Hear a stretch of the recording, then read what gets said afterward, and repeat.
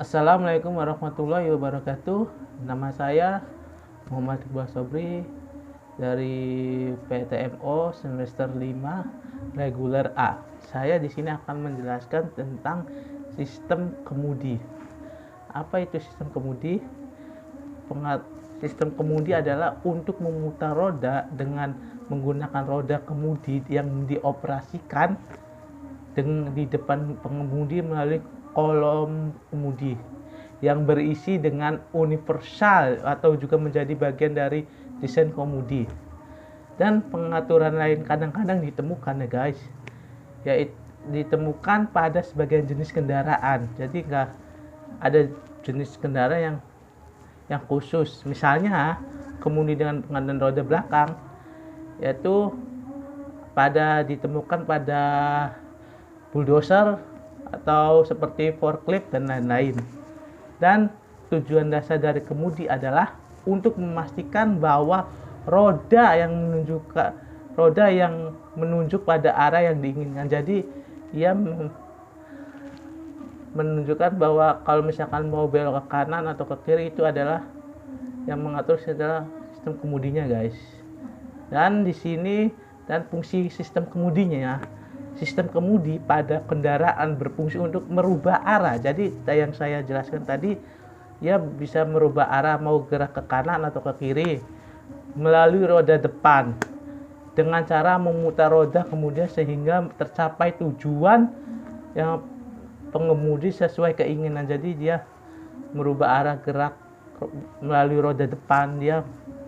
Roda depan mau belok ke kanan atau ke kiri nanti sesuai dengan tujuan kita yang diinginkan guys. Dan sistem kemudi mempunyai komponen utama dan fungsinya. Satu yaitu steering wheel, berfungsi untuk mengendalikan arah roda melalui lengan terhubung. Jadi ada beberapa komponen guys. Satu yang tadi steering wheel. Kedua steering column, yaitu berfungsi untuk meneruskan arah putaran dari kemudi yang steering gear. Jadi steering column atau batang kemudi merupakan tempat daripada poros utama atau yang bisa juga disebut main shaft. Tadi ada steering wheel dan ada steering column. Ada dua komponen.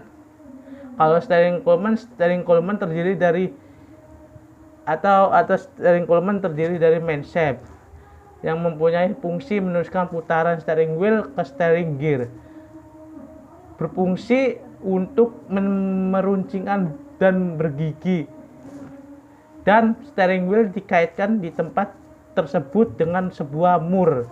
Jadi steering wheel itu dikaitkan dengan sebuah mur biar tidak mudah copot. Steering column juga merupakan mekanisme menyerap energi gaya dorong mengemudi saat tabrakan. Juga merupakan mekanisme menyerap gaya dorong mengemudi pada saat tabrakan. Ada dua tipe steering column. Jadi ada tadi steering wheel sama steering column. Jadi steering column itu ada dua komponen lagi guys. Ada dua tipe, bukan komponen sih, tipe. Ada model collapsible sama non collapsible gitulah. Nanti Anda cari sendiri kalau model collapsible. Ya kita terangin sedikit aja ya guys. Kalau model collapsible mempunyai keuntungan apabila kendaraan itu berbenturan atau tabrakan steering gearbox tekanan yang kuat, maka main shaft column atau brake plate akan runtuh sehingga mengemudi terhindar dari bahaya. Itu keuntungan dari model collapsible. Dan kerugian dari model collapsible, main shaft-nya yang kurang kuat. Jadi sebuah main shaft-nya yang kurang kuat sehingga hanya digunakan pada mobil penumpang seperti kayak mobil kendaraan kayak angkot dan mobil-mobil yang ukuran kecil, konstruksinya yang lebih rumit.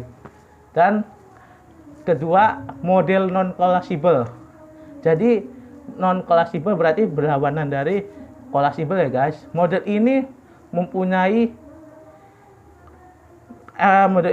keuntungannya, main shape-nya lebih kuat, terus sehingga banyak digunakan pada mobil-mobil besar, mobil-mobil kecil, dan konstruksinya sederhana. Jadi dia bisa digunakan beberapa tipe mobil.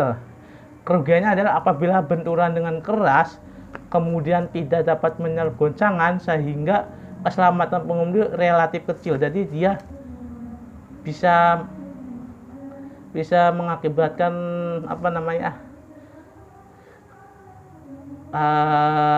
keselamatannya sangat relatif kecil.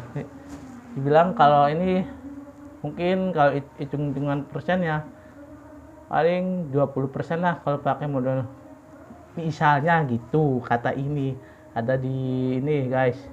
Terus ada 3 steering gearbox. Itu berfungsi untuk memungkinkan roda dengan dapat diarahkan sesuai dengan arah, mengarahkan roda depan, dan juga berfungsi sebagai gigi reduksi, meningkatkan agar pengemudi menjadi lebih ringan. Jadi dia memudahkan berfungsi untuk memudahkan mengarahkan roda dengan, jadi kalau kita belok dia bisa mengeringankan beban untuk membelok, maksudnya mau ke kanan mau ke kiri. Jadi dia maksudnya untuk memudahkan atau meringankan. Keempat adalah steering linkage, berfungsi sebagai penghubung untuk memindahkan tenaga putar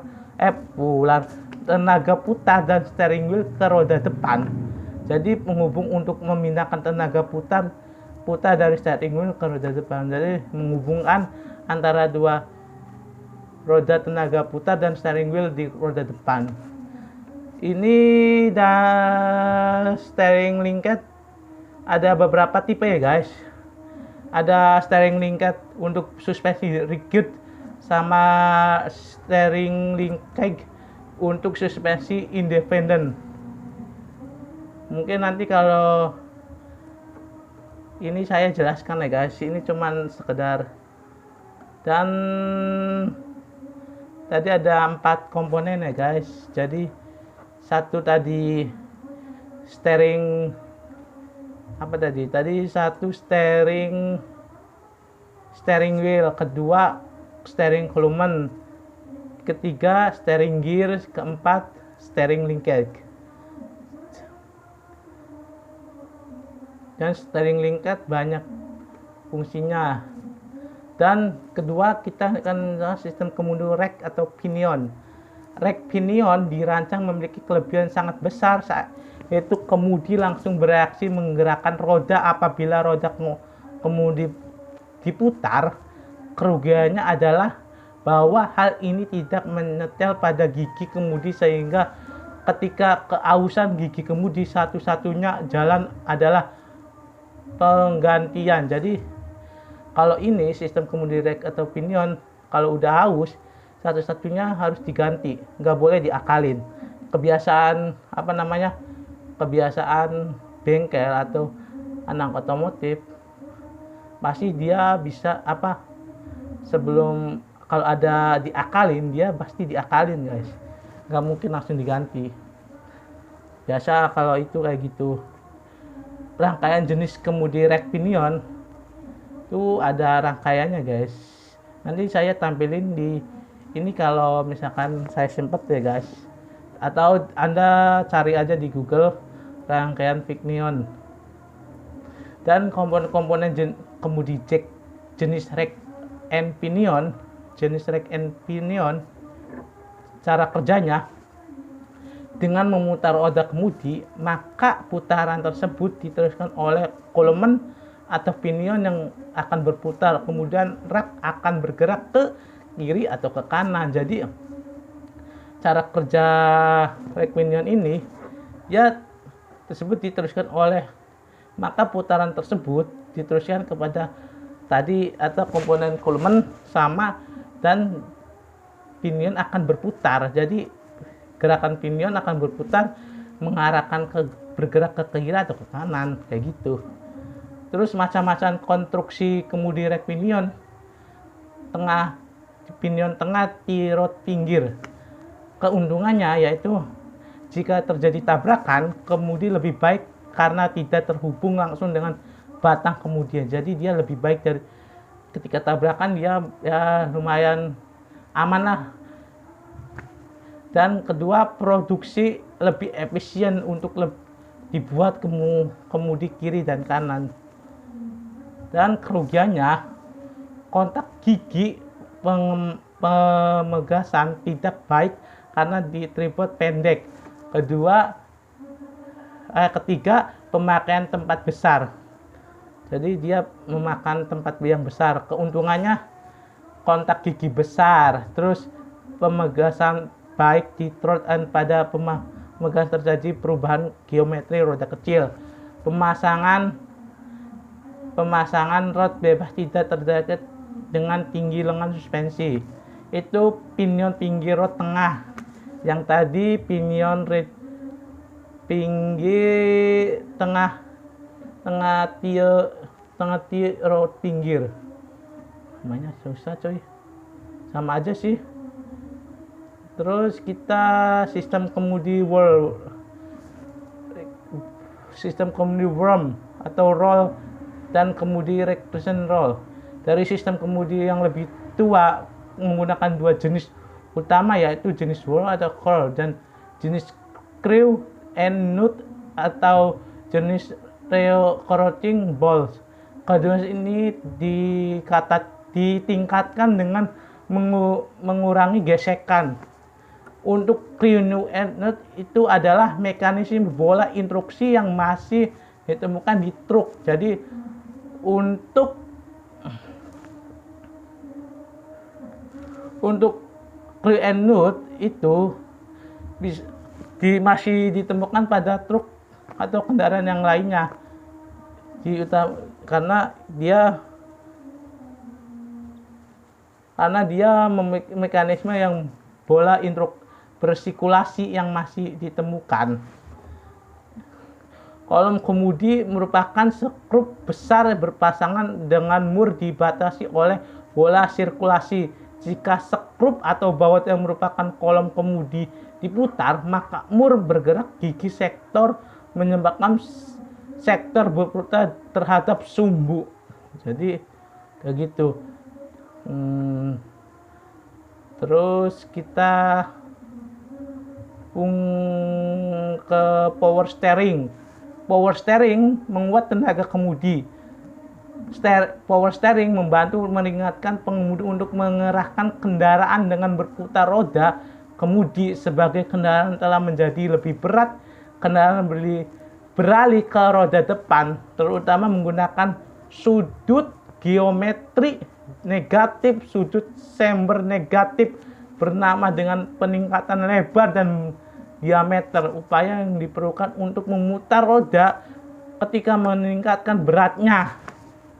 Jadi gitu. Jadi dia kendaraan itu berputar, power steering itu meringankan suatu pengemudi untuk mengerahkan kendaraan dengan memutar roda kemudi. Jadi meringankan untuk membelokkan atau ke kiri atau ke kanan ya guys. Power steering. Udah. Mungkin untuk kali ini saya sistem kemudi sampai power steering ya guys.